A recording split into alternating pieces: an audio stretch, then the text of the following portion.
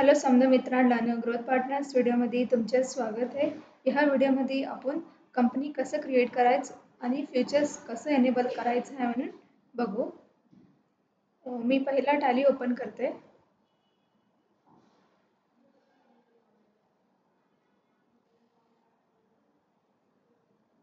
Open झाल्यावर तुम्ही इथे बघू शकता ऑप्शन्स आहे टॅलीचं रिलेटेड. क्रिएट कंपनी, तुम्ही काहीतरी नवीन कंपनी क्रिएट करायचं झालं तर just create company and select remote company, तुम्ही काहीतरी टॅली रिमोट ॲक्सेसवर यूज करायचं राहिलं तर जस्ट सिलेक्ट रिमोट कंपनी आणि स्पेसिफाय पाथ, तुमच्याकडे काहीतरी टॅलीचं रिलेटेड डेटाचं पाथ राहिलं तर ते तुम्ही स्पेसिफाय पाथ देऊन ते पाथ इथं कॉपी पेस्ट करून तुम्ही ओपन करू शकता डेटा. आणि सिलेक्ट फ्रॉम ड्राईव्ह, तुमचं फोल्डर नाहीतर बॅकअप कोणचं ड्राईव्हमध्ये आहे ते तुम्ही इथं डायरेक्ट सिलेक्ट करू शकता. नेक्स्ट मी इथं कंपनी क्रिएट करते, क्रिएट कंपनी. इथं कंपनीचं पाथ पण दिसते. इथं कंपनीचं नाव देते growth partners, growth partners Marathi demo. Enter आणि address Bangalore. Next enter, state Karnataka, pin code 582101.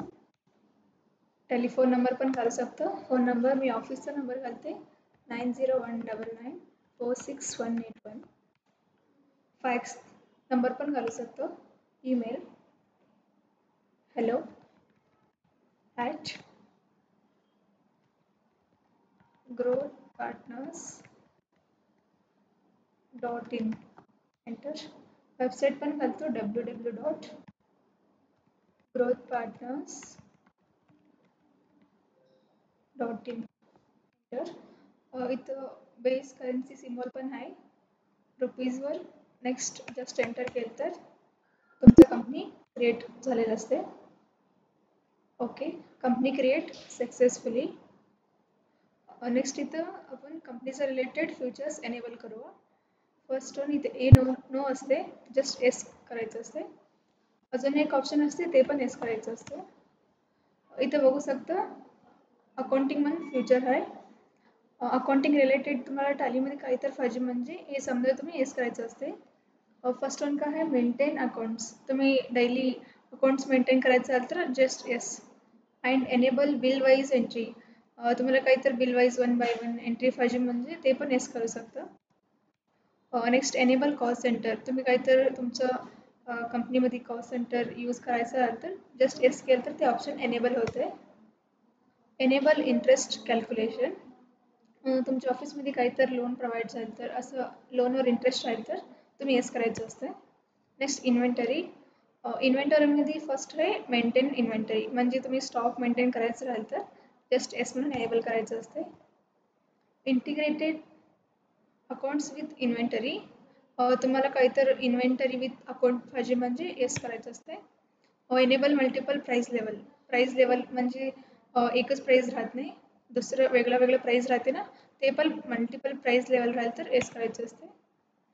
Next enable batches, तुम्हाला काहीतरी इन्वाईसमध्ये बॅचेस पाहिजे म्हणजे तुम्ही एस करायचं असते. इथे मी जस्ट एस करते. नेक्स्ट ऑप्शन पण एनेबल होते. Maintain expire date for batches, expire date with तुम्हाला बॅचेस पाहिजे म्हणजे ते पण तुम्ही इथे एस करायचं असते. नेक्स्ट जॉब ऑर्डर प्रोसेसिंग, ते पण ऑप्शन आहे. एनेबल कॉस्ट ट्रॅकिंग, तुम्ही कॉस्ट रिलेटेड ट्रॅक करायचं असेल तर ते पण एस करायचं असते.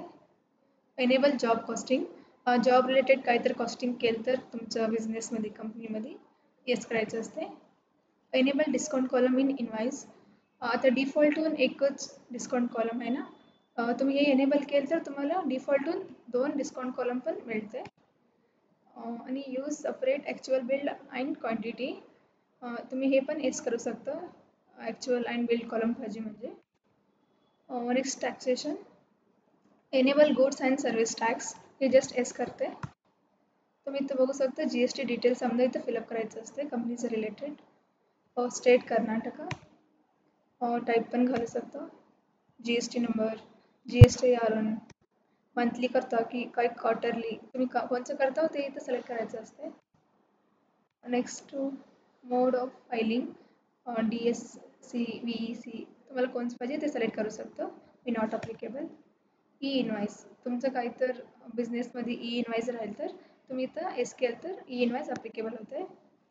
ई वे बिल पण सेम असते. तुम्ही काहीतरी ई वे बिल जनरेट करायचं राहील तर ते पण एस करायचं असते. Just enter.